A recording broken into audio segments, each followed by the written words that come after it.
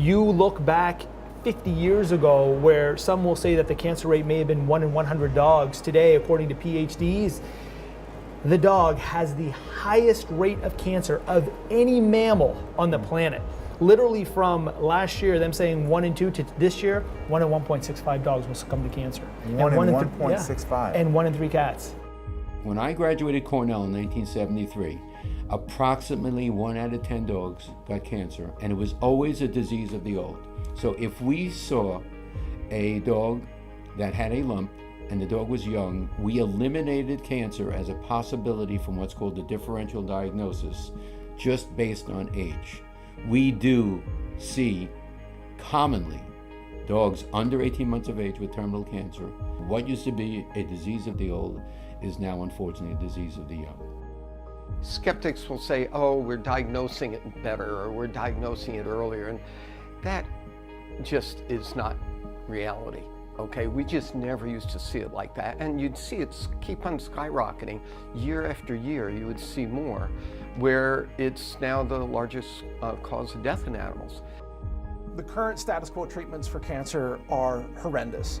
Just chemotherapy, radiation, and surgery. They do not stop cancer, and they do not give people the other options that work better, that are safer, that are more affordable, and that actually eliminate cancer for life. And if we have a disease where our treatments are failing, we usually ask the question in medicine, do we genuinely understand what we're dealing with? I mean, with metastatic cancer, if somebody gets metastatic cancer, or a dog or cat gets metastatic cancer, that is a virtual death sentence.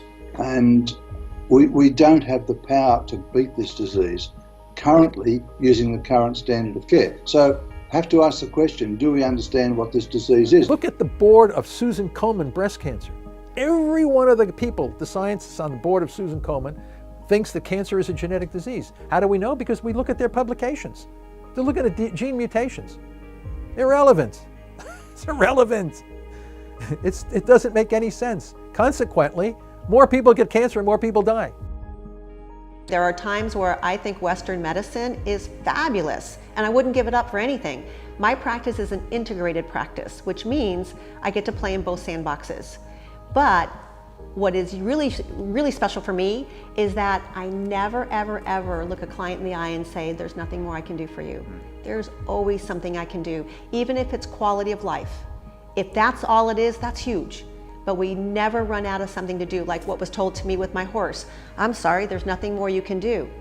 That's not an answer. That's not acceptable. In vet school, they didn't really teach nutrition. You know, although they say vets learn nutrition better than medical doctors, which is really frightening, considering how poor I think the quality of nutritional education was in veterinary medicine. They think their savior is that the medical profession are going to save them with their drugs, their chemotherapeutic agent, their heart, their bypass surgeries, their angioplasties. They're brainwashed to think that doctors are our answer to a long and healthy life, and it's not.